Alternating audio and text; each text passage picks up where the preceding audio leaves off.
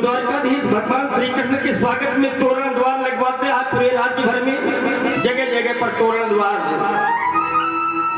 बड़े बड़े बैनर लगवाता है और उसने लिखाया था कि हस्तिनापुर आगमन पर हे द्वारिकेश आपका बहुत बहुत अभिनंदन है।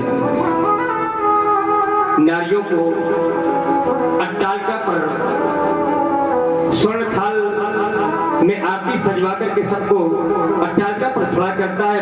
पुष्पों की वर्षा के लिए नारियों को अट्टालिका पर खड़ा करता है। मेरे द्वारकाधीश जब हस्तिनापुर में प्रवेश करते हैं तो फूलों की वर्षा होती है, आरती उतार रहे हैं सभी लोग, लेकिन मेरे भगवान मेरे द्वारकाधीश की दृष्टि उन फूलों की वर्षा में नहीं है, आरती में नहीं है। मेरे द्वारकाधीश तो ये देख रहे हैं कि सब लोग तो दिखाई देते हैं पर मेरे विदुर काका कहीं दिखाई नहीं दे रहे हैं। विदुर काका और विदुरानी दीवार में सिर टिकाए हुए दूर खड़े थे। भगवान सबको देखते देखते वहीं पहुंच जाते हैं। तो विदुर जी विदुरानी से कहते हैं देखो देखो देखो हमारे कन्हैया हमको देख रहे हैं, हमारे गोविंद हमको देख रहे हैं। तो मेरे बागे बिहारी वहीं से इशारा करते हैं, संकेत करते हैं आपके घर आऊंगा।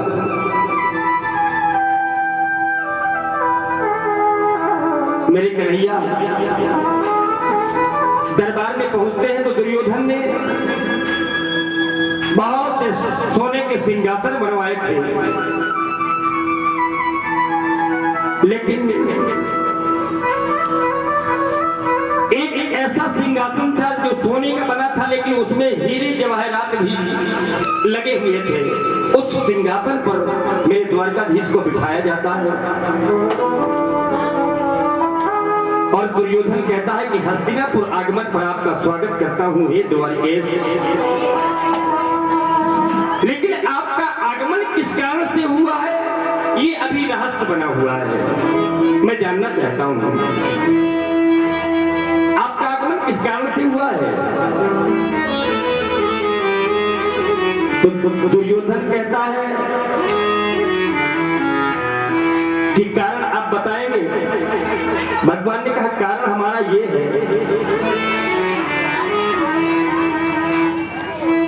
कारण ये है कि हम तुम्हारे पास में शांति प्रस्ताव लेकर के आए हैं,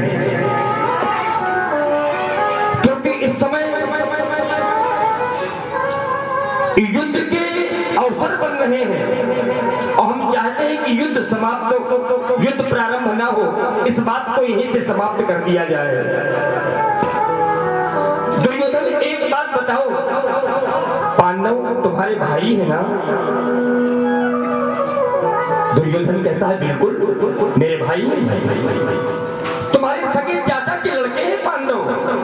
हाँ हाँ मेरे सगे चाचा के लड़के हैं। तो दुर्योधन ये बताओ तुम्हारे भाई हैं, चाचा के लड़के हैं, तो आधे राज्य के भी अधिकारी हैं? दुर्योधन कहता बिल्कुल नहीं।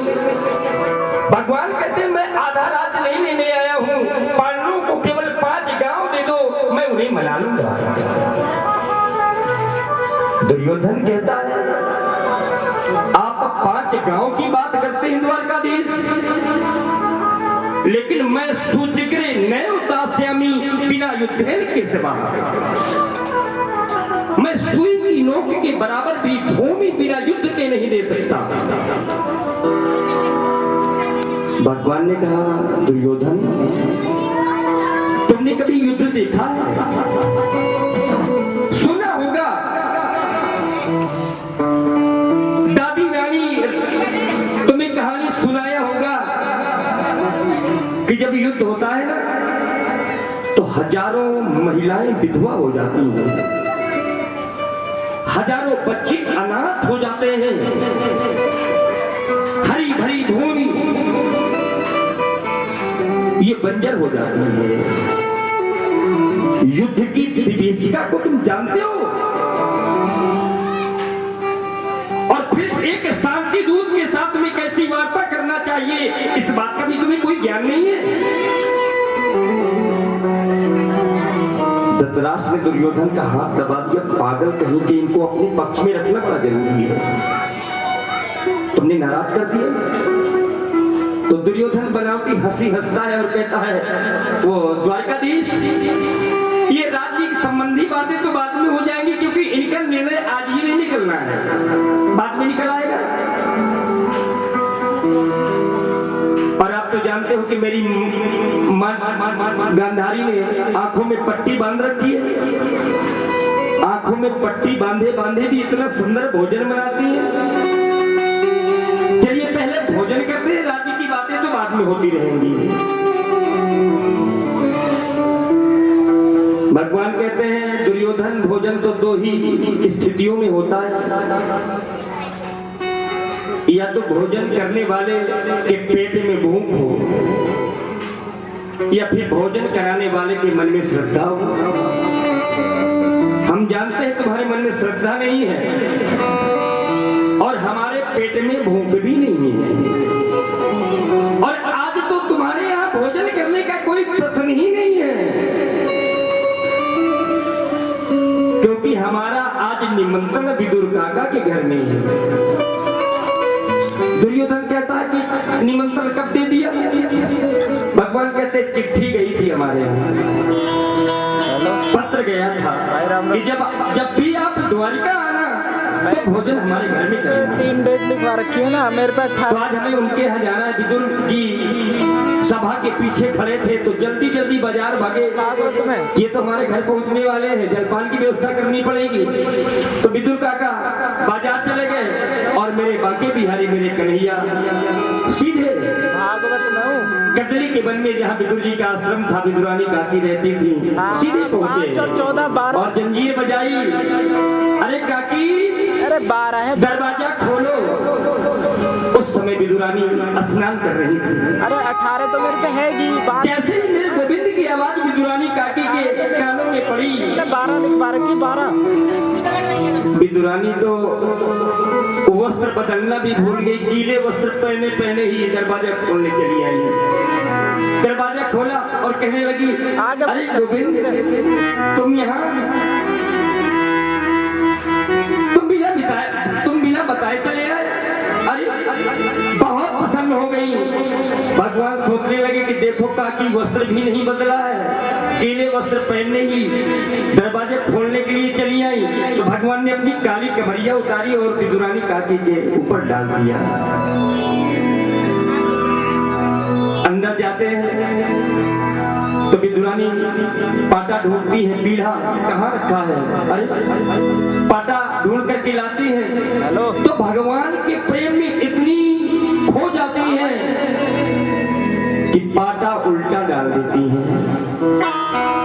और मेरे कन्हैया उस उल्टे पाटे में ही बैठ जाते हैं और पेट में हाथ फेरते हुए कहते हैं, काकी जी, बड़ी जोर की भूख लगी है, कुछ खाने को है क्या? तो विदुरानी कहती है, लाला अभी तो मैंने कुछ बनाया नहीं। हाँ, कदली के फल रखे हुए हैं, भी कर देगा, नहीं करे। मैंने सुबह सुबह ताजे ताजे तोड़े हैं, वही लेकर के आती हूँ। विदुरानी कदली के फल माने केले अरे लेके आती है। नहीं हुआ तो मैं फिर कैसे करूँगा बताओ। और छिलके छील छील करके भगवान के सामने रख दी जाती है थाली में और फल दूर फेंक दी जाती है। मेरे बांके बिहारी केले के छिलके खाते चले जा रहे हैं और लगभग 40-45 छिलके खा गए होंगे। तो 40-45 छिलके खाने के बाद में कहते हैं, काकी, ये फल तो बड़े मीठे हैं, बड़े स्वादिष्ट हैं। तो विदुरानी कहती, हाँ लाला, सुबह सुबह रोज जल देती हूँ, इनकी बड़ी सेवा करती हूँ कदली के वृक्षों की, तो मीठे लग रहे तो मीठे तो होंगे ही। इतने में विदुर जी आ गए और कहने लगे, देवी दरवाजा खोलो, हमारे बांके बिहारी, हमारे कन्हैया आने वाले हैं। विदुरानी कहती है कि आने वाले हैं कि पहले से पधारे बैठे हैं। विदुर जी अंदर जाते हैं और भी कर लो यार, तो देखते हैं कि भगवान केले के छिलके खा रहे क्यों हैं। ना है? तो विदुर जी कहती है, अरे भाग्यवान, बहुत है। भगवान को केले के छिलके खिला रही हो, मेरे गोविंद को केले के छिलके खिला रही हो। तो भगवान कहते हो, ओहो, तो क्या अभी तक हम केले के छिलके ही खा रहे थे? तो फिर मेरा करवाओ किसी और पे। हमें तो काकी के प्रेम में पता ही नहीं चला कि हम केले की छिलके खा रहे हैं। विदुर जी ने बाजार से माखन मिश्री लेकर के आए थे, डिब्बे में दूध लेकर के आए थे, खोए के लड्डू लेकर के आए थे। मना कर दो। तो विदुर जी कहने लगे, लाला एक खोया के लड्डू खाओ। अरे मैं सही कह दे रहा हूँ, क्या नाम है, एक लड़का आ जाए। भगवान ने वो लड्डू लिया, 18 तारीख के लिए फिर चलो। भगवान ने वो लड्डू लिया लड़का करवा दो 18 तारीख के लिए। और लड्डू को खाया। अरे नहीं। और विदुर जी से बोले, काका अगर बुरा न लगे तो एक बात कहूं। हाँ विदुर जी ने कहा, हाँ बताइए क्या बात है। शादी है लड़की। तो मेरे कन्हैया कहते हैं, काका सत्य बात तो ये है कि जो स्वाद केले के छिलकों में था, आपके खोए के लड्डू में नहीं है। आज हरिया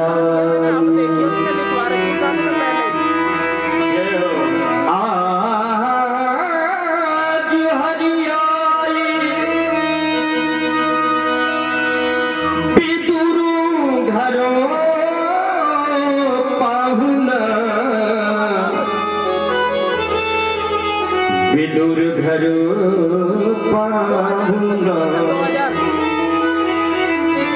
एक्सपोजर आएगा 2000 रुपये दूंगा उसे। आज हरि आए विदुर घर पाहुना, आज हरि आए विदुर घर पाहुना, आज हरि आए विदुर घर पाहुना, आज हरि आए विदुर घर पाहुना, आज हरि आए विदुर घर पाहुना। हमको लगता है तालियां कुछ कमजोर होती है क्या? दोनों हाथ ऊपर उठा कर श्री राधे। आज हरि आए विदुर घर पाहुना, आज हरि आए विदुर घर पाहुना।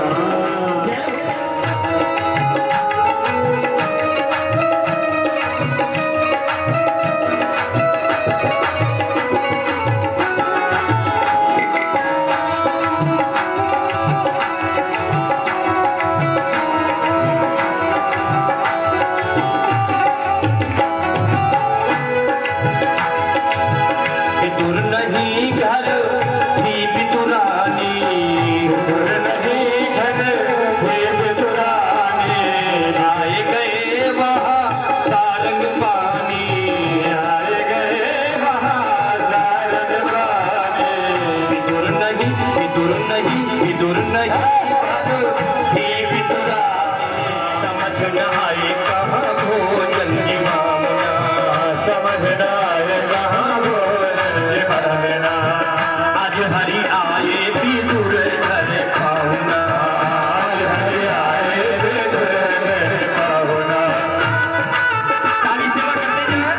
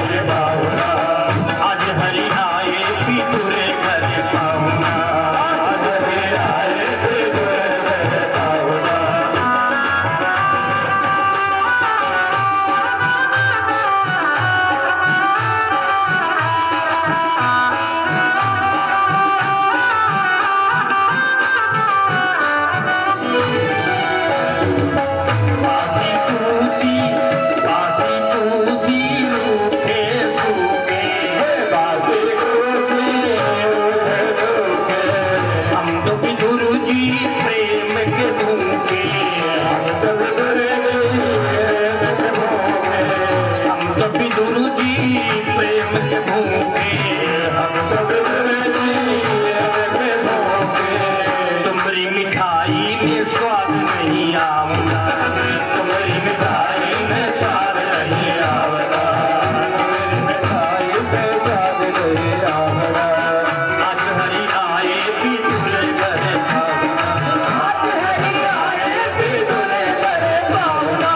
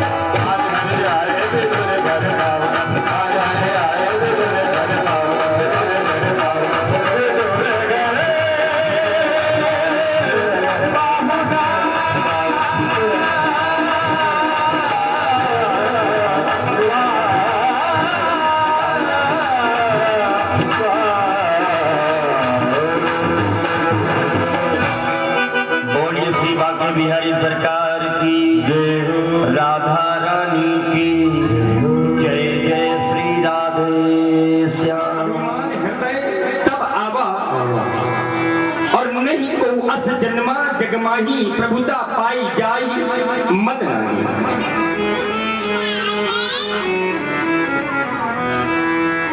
राजा दक्ष को अभिमान हो गया,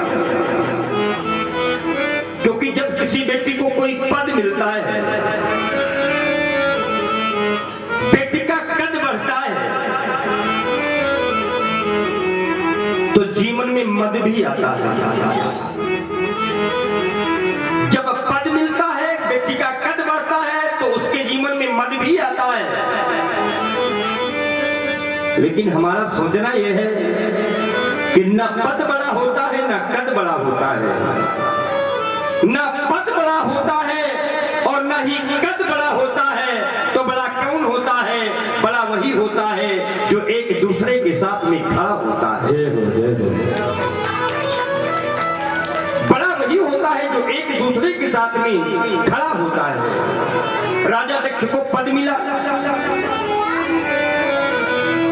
प्रजापतियों का राजा बनाया गया, तो एक स्वागत समारोह का भी आयोजन किया गया। उस स्वागत समारोह में अनेकानेक विश्व के प्रसिद्ध ऋषि मुनि देवतागण, ब्रह्मा जी, भगवान विष्णु, भगवान शंकर, सभी लोग उस स्वागत समारोह में उपस्थित थे। जिस समय उस स्वागत समारोह में राजा दक्ष प्रवेश करता है, तो राजा दक्ष को देख करके सभी लोग खड़े हो जाते हैं। सब के सब खड़े हो गए, लेकिन 3 लोग खड़े नहीं हुए। कौन कौन? ब्रह्मा जी खड़े नहीं हुए। क्यों? ब्रह्मा जी ने सोचा कि मेरा तो पुत्र है, मैं क्यों खड़ा हूं? भगवान विष्णु भी खड़े नहीं हुए। भगवान विष्णु सोचने लगे कि ये हमारा पौत्र है, हम क्यों खड़े हुए? और भगवान शंकर इसलिए खड़े नहीं हुए क्योंकि भगवान शंकर को 2 प्रकार के नशे हमेशा चढ़े रहते हैं। एक भांग का नशा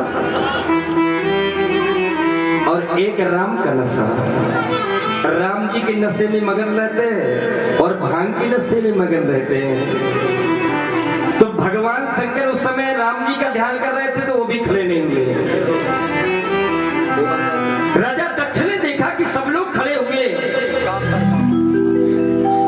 तो विष्णु और ब्रह्मा जी की ओर ध्यान नहीं गया, लेकिन शंकर जी की ओर गया।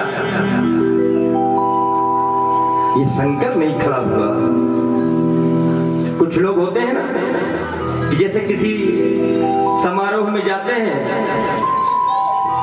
तो सब लोग पैर छूने लगते हैं, तो कुछ लोग होते हैं कि ये देखा करते हैं, ये नहीं देखते हैं कि कौन कौन पैर छू रहे हैं, ये देखा करते हैं कि अभी किसने किसने नहीं छुआ। तो जब राजा दक्ष ने ऐसा देखा कि शंकर नहीं मेरे सम्मान में खड़ा हुआ, तो भगवान शंकर को देखकर राजा दक्ष कहने लगा, श्रूयताम ब्रह्मर्षियों में सहि देवा सहाग्निया साधु नामो प्रोतो वृत्तम में ज्ञानांत चमत्सरा। राजा दक्ष कहने लगा, जितने भी संत ऋषि मुनि देवता बैठे हैं सब मेरी बात सुनिए। अगर किसी सभा में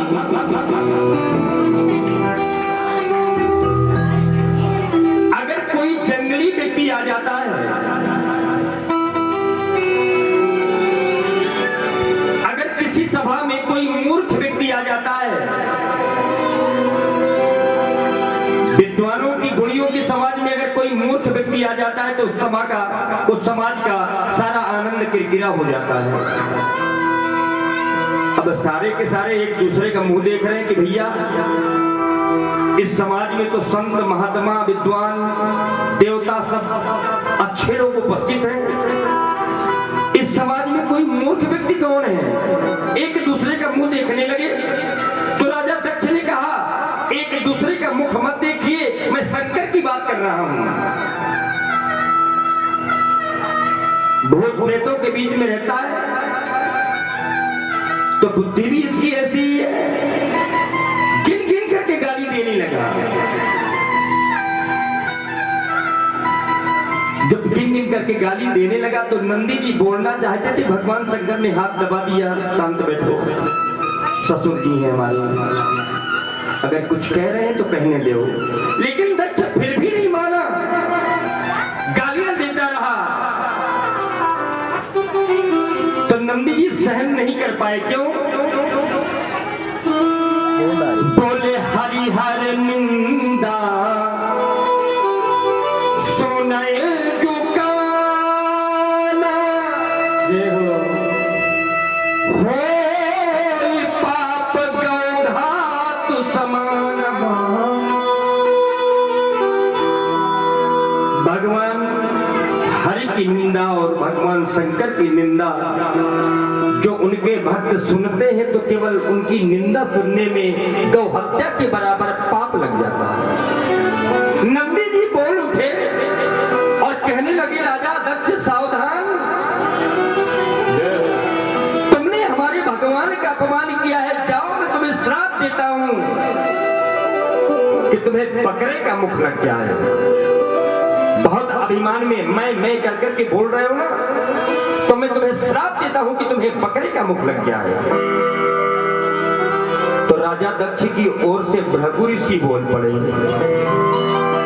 भृगु ऋषि ने नंदी जी से कहा कि तुमने हमारे राजा को श्राप दिया है, तो मैं भी तुम्हें श्राप देता हूं कि शिव जी के जितने भी भक्त हों शंकर जी के, वो सबके सब पाखंडी हो जाएं। तो नंदी जी ने कहा कि मैं भी तुम्हें श्राप देता हूं भृगु ऋषि कि तुम्हारी जैसे ब्राह्मण सब चाटुकार और भिखमंगे हो जाएं। भगवान शंकर सोचने लगे, ये स्वागत समारोह है कि सापा सापी समारोह है? सब एक दूसरे को श्राप दे रहे हैं। तो भगवान शंकर ने नंदी जी से कहा कि चलो यहां से चलते हैं। नंदी जी को लिवा करके भगवान शंकर कैलाश आते हैं। भाई सभी लोग शांति के साथ बैठे रहे, इतनी ज्यादा वर्षा नहीं होगी। भगवान शंकर कैलाश आते हैं और अगर चाहते तो कालों के भी महाकाल है, केवल तीसरा नेत्र खोलना था, जय हो। लेकिन नहीं, कालों के भी काल है। तो कर्पूर गौरम करुणावतारम संसार सारम भुजगेंद्रहारम सदा बसंतम हृदयारविंदे भवम भवानी सहितम नमामि। वो करुणा के भी अवतार हैं, लेकिन राजा दक्ष को शांति नहीं मिली, तो भगवान शंकर से बदला लेने के लिए एक यज्ञ किया, जिस यज्ञ को वाजपेयी यज्ञ के नाम से जानते हैं। कुछ लोग, कुछ पुराणों में उस यज्ञ का नाम बृहस्पति सौ नामक यज्ञ भी है। राजा दक्ष यज्ञ कर रहा है। राजा दक्ष के यज्ञ में सभी देवतागण आमंत्रित किए गए, सभी का निमंत्रण दिया गया। सभी देवता और देवबधूतियां उस यज्ञ में सम्मिलित होने के लिए जा रहे हैं।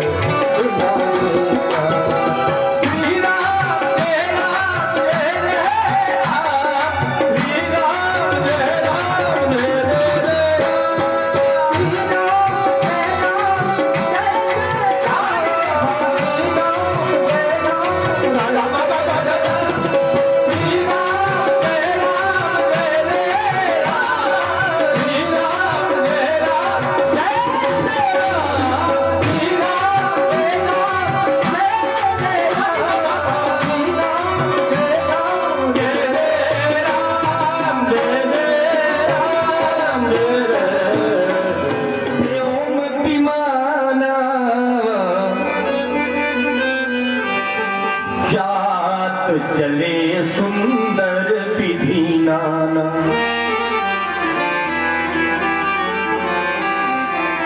कैलाश पर्वत के ऊपर से विमान जा रहे हैं। अब आप सोचिए कि विमान कैलाश पर्वत के ऊपर से न जाकर के और दूसरी जगह से भी तो जा सकते थे, लेकिन कुछ लोग होते हैं जो जले में नमक डालते हैं। देवताओं को पता है कि शंकर जी को निमंत्रण नहीं दिया गया है, इसीलिए विमान कैलाश पर्वत के ऊपर से लेके जा रहे हैं कि शंकर जी को पता चले कि हम उनके निमंत्रण में जा रहे हैं। कुछ लोग होते हैं ना कि पता रहता है कि अमुख व्यक्ति का अमुख व्यक्ति से संबंध विच्छेद हो गया। पहले बहुत प्रेम था, लेकिन अब वो संबंध नहीं रह गया। तो निमंत्रण सभी लोगों को होता है, तो कुछ लोग होते हैं कि जानबूझ के जाएंगे, पता है कि निमंत्रण नहीं मिला तो जानबूझ के जाएंगे चलो चलते नहीं हूँ, हम तो उनके यहाँ जा रहे हैं भाई, मालूम है, लेकिन फिर भी आकर के पूछेंगे। तो व्यक्ति कहता है कि नहीं भैया, हमारा उनसे कुछ भी नहीं संबंध है, हमारा उनसे कुछ नहीं चलता है। अरे आपका तो बड़ा प्रेम था। तो लोग जले में नमक डाला करते हैं, इसी प्रकार से देवता लोग कैलाश पर्वत के ऊपर से जा रहे हैं। जब सती जी ने देखा तो भगवान शंकर से कहने लगी, पिता भवन उत्सवो परम, जो प्रभु आयसु होए, तौ में जामु कृपायतन, सादर देखन सोए। भगवान शंकर से कहती है, आपकी आज्ञा हो। तो पिताजी के घर में यज्ञ हो रहा है, चलिए आप भी मर्यादा नष्ट हो जाती है, सम्मान नहीं रह जाता है। इसलिए सती आप वहां आप न जाओ। लेकिन सती जी मानी नहीं, तो भगवान शंकर ने अपने साथ में 2 गण भेज दिए।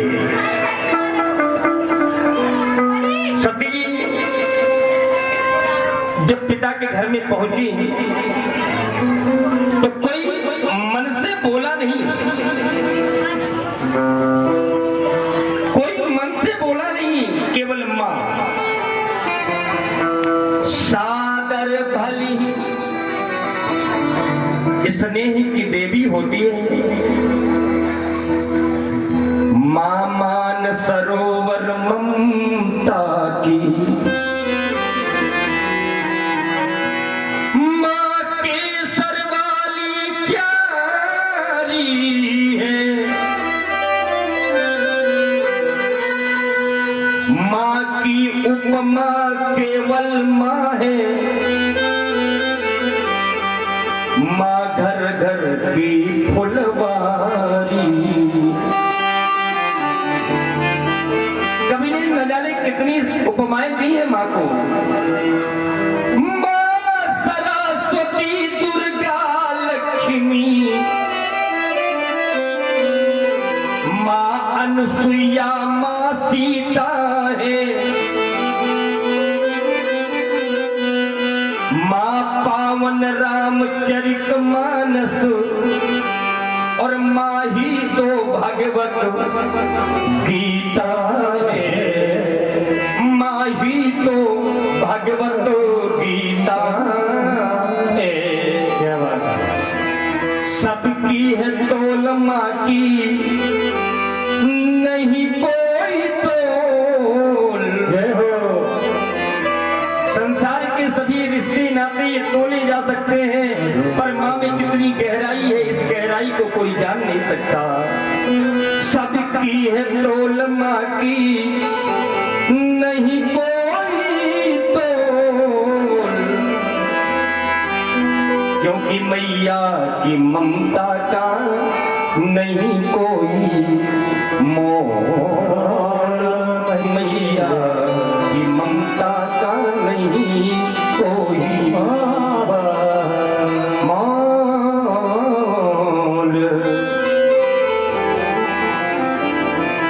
इसीलिए केवल अगर प्रेम से मिली सती जी से तो केवल मां मिली। और आगे लिखा है, भगनी मिली बहुत मुस्काता। भगनी माने होता है बहन। सती जी की जो बहनें मिली वो मुस्कुरा रही है, व्यंग्य में मुस्कुरा रही है। एक बहन आई और कहती है, सती तुम आ गई? भले आ गई बहन, हमने सुना है कि तुमको निमंत्रण नहीं दिया गया। अब बताइए ये बात कहने की क्या हो सकता है? लेकिन कह रही हमने सुना है कि तुमको निमंत्रण नहीं दिया गया। अगर हमको निमंत्रण न दिया जाता ना तो हम कभी ना आते, लेकिन तुम बिना निमंत्रण के आ गई हो, भले आ गई हो। व्यंग में हंस रही है बहने, भगनी मिली बहुत मुस्कुराता। सती जी ने जब यज्ञ में देखा जाकर के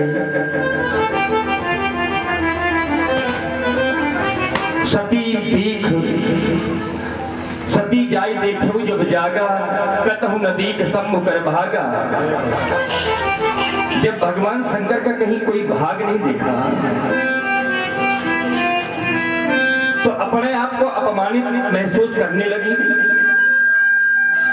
तब चित चढ़े जो शंकर कहे, प्रभु अपमान समुझ उर्दहे। तब उनको समझ में आया कि भगवान शंकर ठीक कह रहे थे, मुझे यहां नहीं आना चाहिए। अपमान की अग्नि में जलने लगी सती जी, और जितने भी ऋषि मुनि वहां पर बैठे थे, जितने भी देवता बैठे थे, सबसे सती जी कहने लगी, सुनो सुनो सभासद सकल मुनिंदा, कही सुनी जिन शंकर निंदा। भगवान शंकर का यहाँ पर अपमान, निंदा हुई है, अपमान हुआ है, और इस अपमान का फल सबको मिलेगा। ये जो मेरा शरीर है, ये मेरे पिता का दिया हुआ है, और मेरे पिता ने मेरे पति का अपमान किया है। नारी सब कुछ सहन कर सकती है, एक पत्नी सब कुछ सहन कर सकती है, लेकिन अपने मायके में अपने पति का अपमान नहीं सहन कर सकती। सती की क्रोध में जलने लगी और कहने लगी, ये शरीर जो मुझे मिला है, ये पिता का दिया हुआ है, अब मैं इस शरीर को ही नहीं रखूंगी।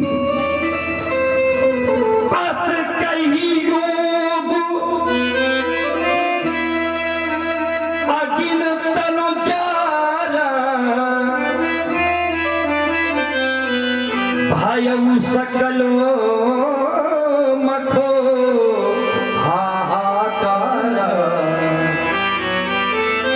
योग अग्नि प्रकट करके सती जी ने अपने शरीर को जला दिया। सारी यज्ञ में हाहाकार मच गया, यज्ञ विध्वंस हो गई। शिव जी के भक्तों ने देखा तो यज्ञ को विध्वंस करने लगे। समाचार जब शंकर पाए तो वीरभद्र कलिकोप पठाए। भगवान शंकर ने वीरभद्र को भेजा तो वीरभद्र ने जाकर के दक्ष का सिर काट दिया, यज्ञ विध्वंस कर दिया गया। इसके बाद में दक्ष के सिर पर बकरे का सिर लगाया गया। लेकिन जिस समय सती जी अपने प्राणों का त्याग कर रही थी, सती मरत हारी सन बर मांगा, जन्म जन्म शिव पद अनुरागा। भगवान विष्णु से उन्होंने वरदान मांगा था कि जब भी मेरा जन्म हो, भगवान शंकर के चरणों की दासी बनूं, प्रत्येक जन्म में वो मेरे पति बने। ते ही कारण हिमगिरि गृह जाई, और जन्मी पार्वती तनु पाई। दूसरे जन्म में पर्वतराज हिमालय और मैना पार्वती के घर में, मैया मैना के घर में पार्वती रूप में सती जी प्रकट होती हैं। इस प्रकार से भगवान शंकर का ये सुंदर चरित्र, भगवान शंकर का ये सुंदर चरित्र आप सभी लोगों ने श्रवण किया। आइए भगवान शंकर का ध्यान करते हुए, भगवान शंकर का ध्यान करते हुए आइए सभी लोग उनके चरणों में प्रणाम करते हैं।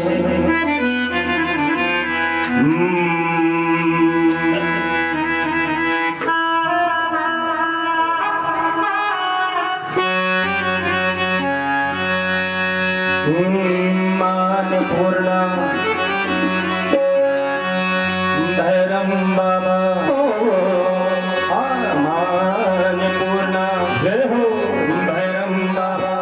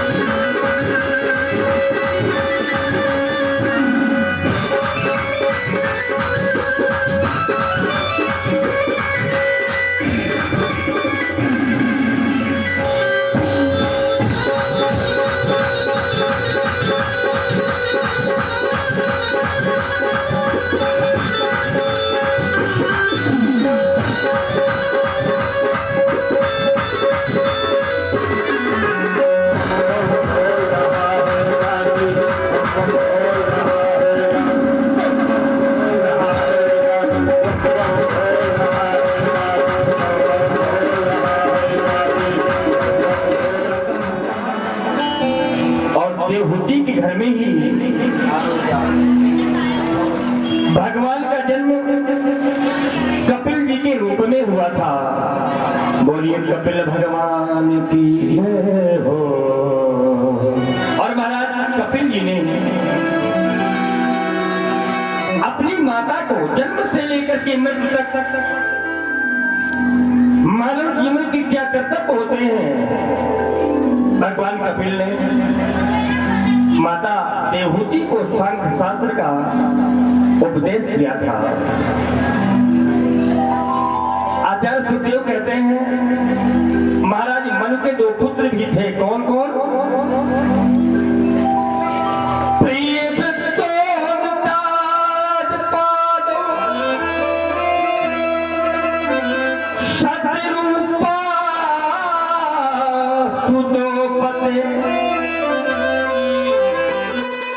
वासुदेवस्य कल्याण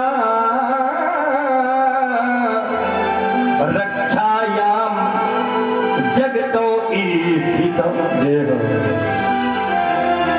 महाराज मनु के दो पुत्र हुए, प्रियव्रत और उत्तानपाद। प्रियव्रत कहते हैं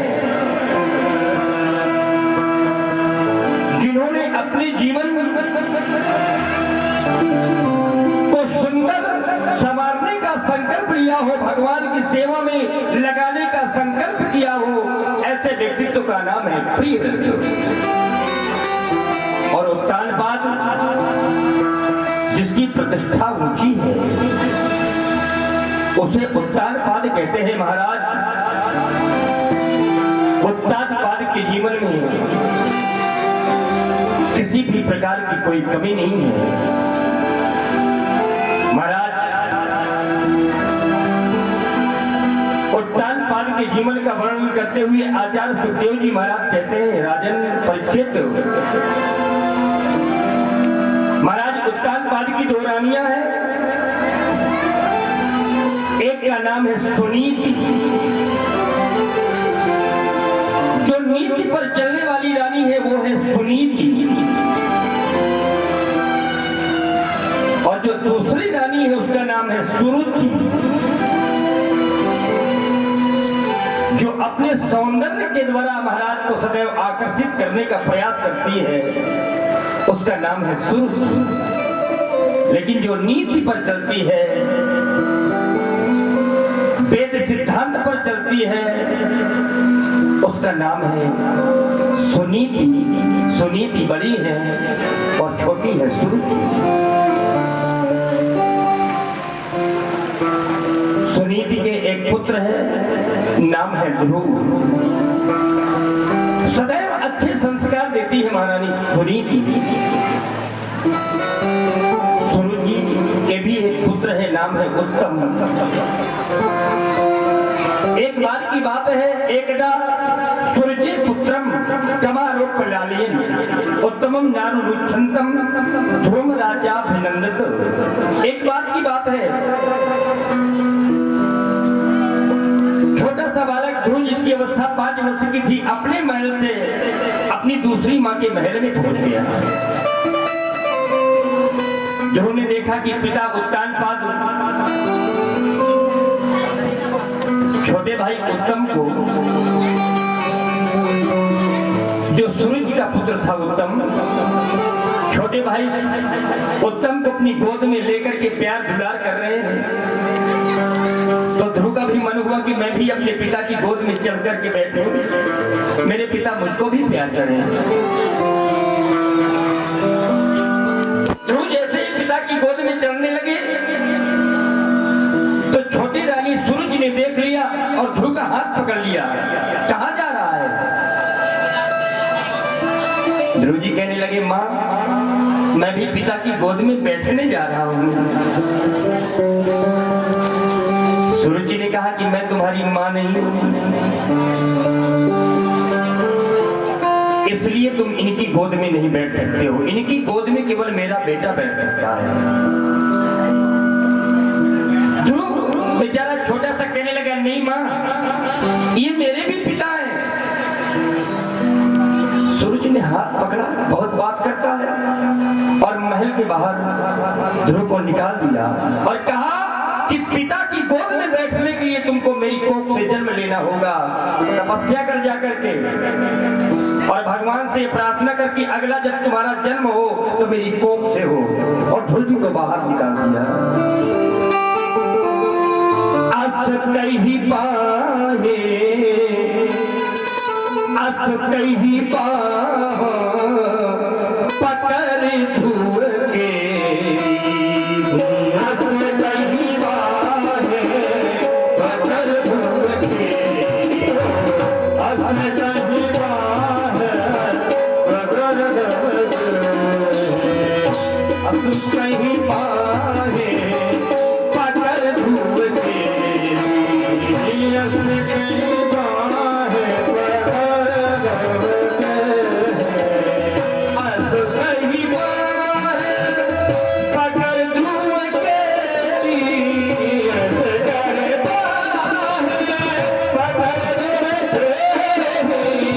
मंदिर द्वार तीन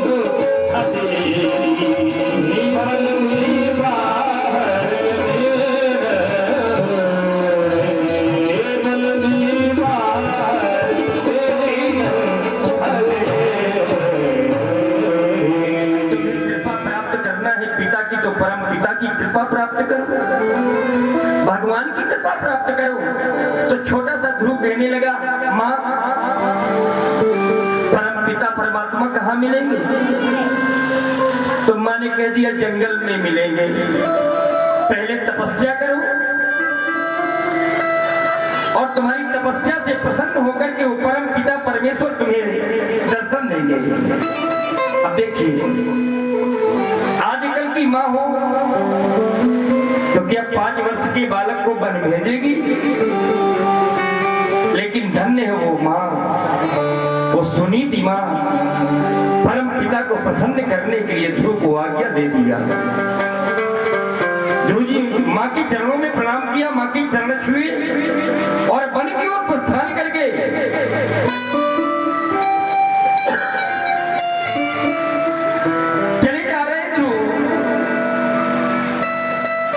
रास्ते में नारद जी मिल गए। एक बात हम बताएं, जितनी भी कथाएं हैं श्रीमद् भागवत की, रामचरितमानस की, रामचरित्र या किसी भी पुराण की कोई भी कथा हो, अगर किसी व्यक्ति को नारद जी मिले हैं, अगर किसी व्यक्ति को नारद जी मिले हैं तो उस व्यक्ति को भगवान के दर्शन अवश्य हुए हैं। ये प्रमाण है, जिसको नारद जी मिले उसको भगवान जरूर मिले हैं। नारद जी मिल गए और कहने लगे, बेटा कहाँ जा रहे हो? तो ध्रुव जी ने सबसे पहले दंडवत प्रणाम किया नारद जी को, हाथ जोड़कर खड़े हो गए। जा रहा हूं परम पिता को प्रसन्न करने के लिए। नारद जी कहने लगे, तुम बहुत छोटे हो बेटा, परम पिता को प्रसन्न करने वन जा रहे हो? वन में शेर रहता है, इतना छोटा है तू, तेरा नाश्ता कर जाएगा उस शेर। ध्रुव जी कहने लगे, मेरी माँ ने कहा था कि शेर के अंदर भी परमात्मा परमात्मा का वास होता है, शेर मेरा कुछ नहीं करेगा। नारद जी ने कहा भूख लगेगी तो खाओगे क्या? तो ध्रुव जी ने बहुत सुंदर बात कही। ध्रुव जी कहते हैं जब तात नहीं तब दूध पियो, अब तात दे मेरे भगवान तो कुछ और भी देंगे। जल में थल में हर स्थल में सबकी सुधि लेवे तो हमारी भी लेंगे। व्यवस्था करने वाले तो परमपिता परमात्मा है। नारद जी ने कहा ये बताओ तुमने गुरु नहीं बनाया है, और बिना गुरु के भगवान कभी मिलते नहीं हैं। तो ध्रुव जी ने कहा कि आपसे बड़ा गुरु और कौन मिल सकता है? आप मेरे गुरु जी बन जाइए, मैं आपका चेला बन जाता हूँ। और आजकल तो गुरु बनाने की बड़ी समस्या रहती है, क्योंकि बहुत से गुरु भंडार ऐसे होते हैं, वो कहते हैं कि हम किसको गुरु बनाएं, हमारे गुरु बनने लायक है कौन?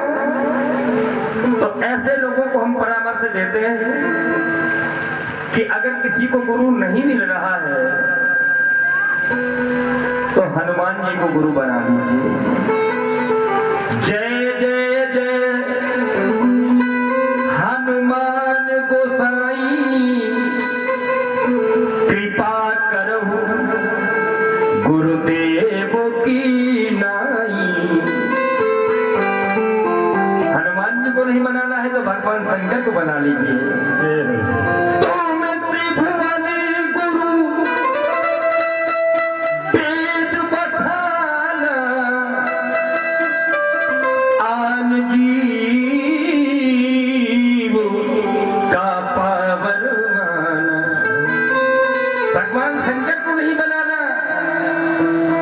बाकी बिहारी को बना लीजिए। वसुदेव सुतम देवम कंस चाणूर मर्दनम देवकी परमानंदम कृष्णम वंदे जगद्गुरुम। लेकिन जीवन में गुरु होना चाहिए, क्योंकि गुरु बिन भाव निधि तरे न कोई, और जो विधन शंकर सम होई। जिस समय गुरु जी मिल जाते हैं ना, तो जीवन में जो विकार होते हैं वो अपने आप दूर हो जाते हैं। ये आत्मा कहने लगती है कि अब कुछ नहीं। आत्मा अपने आप आपको सतर्क करने लगती है कि अब गुरु मंत्र ले लिया है, अब विकारों की ओर ध्यान नहीं देना है। गुरु वो नहीं होता जो केवल पित्त में ध्यान देता है। गुरु वो नहीं होता जो केवल वित्त में ध्यान देता है। अरे गुरु तो वो होता है जो शिष्य के चित्त को निर्मल बनाता है। अगर गुरु के रहते चित्त निर्मल नहीं हुआ तो गुरु का होना बेकार है। ध्रुव जी महाराज जी को नारद जी गुरु मंत्र देते हैं और कहते हैं बेटा इस मंत्र का जप करना, इस मंत्र का जप करोगे तो तुम्हें भगवान निश्चित मिलेंगे।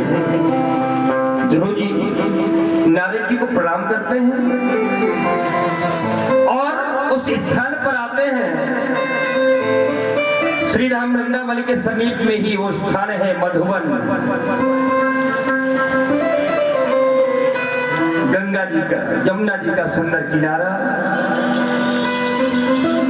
पीपल के वृक्ष के नीचे जाकर के खड़े हो जाते हैं, यमुना जी में आचमन करते हैं और गुरुदेव भगवान श्री नारद जी के द्वारा दिए गए उस मंत्र का जप करने लगते हैं। ये 12 अक्षर का मंत्र जो नारद जी ने ध्रुव को दिया था,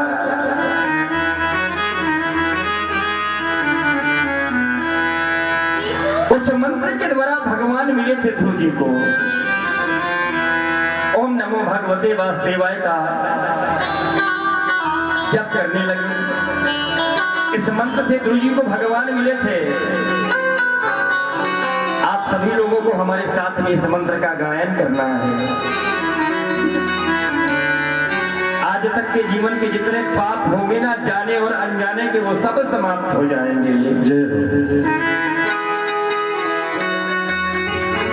ओम नमो भगवते वासुदेवाय।